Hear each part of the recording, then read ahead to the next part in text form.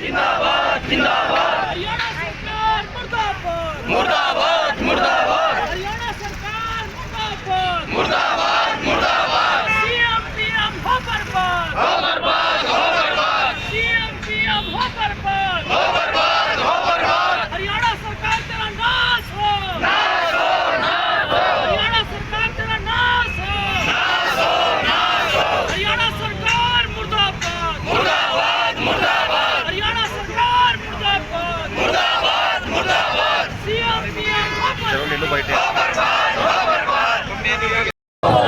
खट्टर नहीं खटा रहा है खट्टर नहीं खटा रहा है मैं शारदा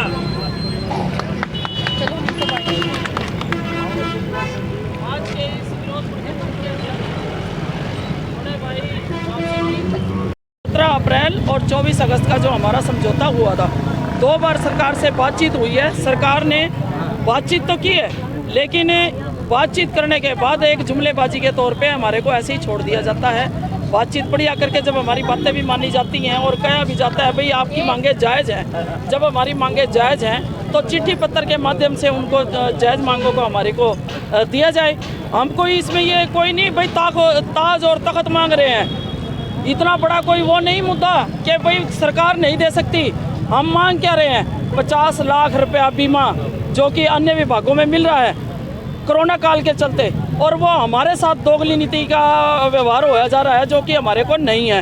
हम ये कह रहे हैं कि हमारे भी साथी फ्रंट लाइन के कर्मचारी हैं, इनको भी 50 लाख रुपए दिए जाए, और 4000 रुपये जोखिम भत्ता जो कि हमारे साथियों को वो कह रहे हैं कि भाई आपके साथियों का हम लागू करने के लिए तैयार हैं।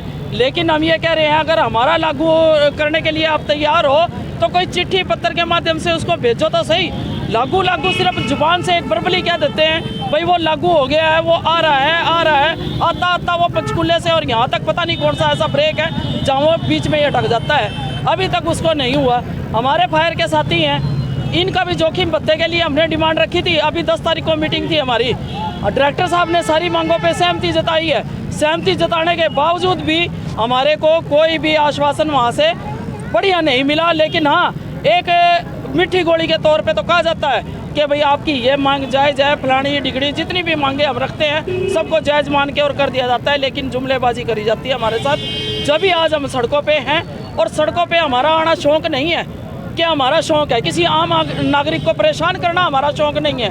हम ये कहते हैं कि अगर हमारे को चिट्ठी पत्र के माध्यम से हमारा मसला सुलझा दिया जाए, आज हमारे को ये काले झंडे लेके यहाँ खड़ा ना होना पड़े, हमारे को सड़कों पे ना उतरना पड़े। हमारी जो ये बहन बेटी हैं सवेरे 6 बजे निकलती हैं, भूखे पेट अपने घर से चाय पानी के बगैर अपने घर का ताला मार के और आके हम सड़कों पे सफाई करते हैं। सफाई करने के बावजूद शहर को स्वस्थ रखते हैं, आम जनता को स्वस्थ रखते हैं, लेकिन हमारे को मिलता क्या है? हमारे को कुछ नहीं। एक 10-15 हज़ार रुपये का मेरा कर्मचारी इतना परेशान और इतना वो, जिसको कि ना ही कोई बीमा है, ना कोई जोखिम भत्ता है, ना ही कोई अन्य उपकरण है, ना कोई सुविधा है। सरकार की सारी सुविधाएं। क्या रणनीति रहेगी? हमारी रणनीति ये रहेगी कि आज हम विरोध प्रदर्शन कर रहे हैं काले झंडे लेके। अगर सरकार समय रहते हमारी बातों पर ध्यान देती है, कोई चिट्ठी पत्र जारी करती है तो ठीक है, नहीं तो 6 तारीख को हम निकाय मंत्री का घेराव करना है हिसार में, और उसके बाद जो फैसला होगा स्टेट बॉडी का, जो हमारे राज्य प्रधान फैसला करेंगे उसमें हम खरा उतरेंगे। और एक कड़ा रुख लेने का निर्णय हमने बनाया है नगर पालिका कर्मचारी संघ ने। अगर समय रहते हमारी बातचीत नहीं मानी गई तो इसमें इसका खामियाजा जो है वो खट्टर सरकार भुगतेगी। क्या लगता है सरकार झुकेगी, मानेगी? लगता है हम किसी को झुकाने का काम नहीं कर रहे, हम तो अपनी मांगे मांग रहे हैं। हम झुकाने का काम नहीं करते कि भाई हमारे सामने कोई झुके, हम झुकाने का काम नहीं कर रहे हैं। हम सीधे तौर पे कह रहे हैं हमारी चिट्ठी पत्र के माध्यम से हमारी मांगों को दिया जाए। हमारे फायर के हमारे साथी हैं, राजस्व विभाग बना के इनको अलग कर दिया गया है। तो हम ये कह रहे हैं कि जब महकमा एक है तो उसके विभाग क्यों बांटे जा रहे हैं? अलग अलग हमारे को टुकड़ों में क्यों बांटा जा रहा है? हम ये कह रहे हैं कि हमारे को, जैसे आप लोग अपनी पेंशन हर साल बढ़ा लेते हो, एक विधानसभा में इकट्ठे हुए प्रस्ताव पारित करा और विधानसभा में अपनी पेंशन 2 गुना हो जाती है। जब एक MC, MLA, MP एक बार इलेक्शन लड़ा और उसकी तनख्वाह फिक्स, उसकी पेंशन फिक्स, हमारे साथियों की पेंशन ख़त्म, हमारे साथियों की महंगाई भत्ता हो, चाहे वो अन्य कुछ भी सुविधा हो, वो सारी ख़त्म। तो क्यों एक्स ग्रेशिया पॉलिसी हमारे साथियों की बंद करी है? जो हम ये कह रहे हैं अभी पुरानी स्कीम के तहत हमारी एक्स ग्रेशिया पॉलिसी लागू करी जाए और हमारे जो अनुबंध के कर्मचारी हैं, कई कर्मचारियों की हमारी डेथ हो चुकी है, उनके ऊपर वो लागू हो, उनके आश्रितों को नौकरी मिले। लेकिन ऐसा कोई नहीं है। सिर्फ एक वो 15,000 रुपये की नौकरी के पीछे भी इतनी जद्दोजहद हमारे कर्मचारियों को करनी पड़ती है, जिसका खामियाजा कि वो छोटे छोटे बच्चों को भुगतना पड़ता है। सरकार की नीयत, और अगर सरकार की नीयत में कहीं खोट ना हो के अगर साफ है तो वो सीधा चिट्ठी पत्र जारी करे, हमारे को भी खुश रखे, आप भी खुश रहे। धन्यवाद सभी साथियों का। मैं नगर पालिका कर्मचारी संघ हरियाणा शाखा करनाल शारदा। अभी ताज़ा उदाहरण आपने देखे ना, किसान आंदोलन, उसके पीछे भी ट्रेड यूनियन की ताकत थी।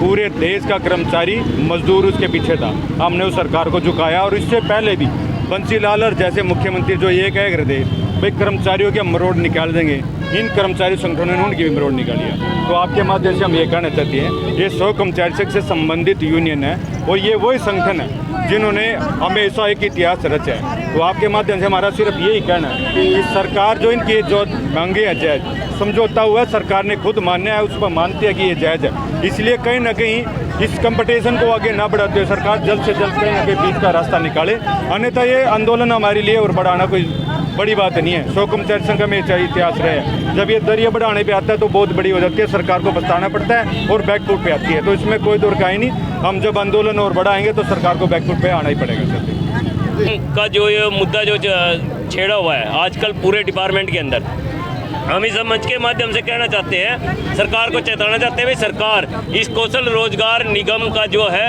पूरे संगठन पूरा जोर से इसका विरोध कर रही है। इसको सरकार बंद करके से जितने भी महकमों में खाली पद पड़े हुए हैं उनको भरने का काम करे, स्थायी रूप से उनको नौकरी देने का काम करें, क्योंकि पक्की भर्ती दे, कच्चे कर्मचारियों को भी पक्का किया जाए। मैं इतना ही कहना चाहूँगा। बाकी 6 मार्च को हम सारे के सारा पूरे हरियाणा का जितना भी सफाई कर्मचारी है, 32,000 कर्मचारी है, सारा का सारा निकाय मंत्री की कोठी की ओर कूच करेगा और उसकी कोठी का घेराव करेगा। अगर वहाँ भी अगर हमारी मांगों को नहीं माना गया तो जो भी स्टेट कमेटी आगे फैसला लेगी उस पर हम खरे उतरेंगे। अगर स्टेट कमेटी ने ये कहा भाई हड़ताल होगी तो पूरा कर्मचारी हड़ताल पर जाने के लिए भी तैयार है। क्या नाम है? नगर इंद्रजीत चनालिया, नगर पालिका कर्मचारी संघ हरियाणा, जिला सचिव।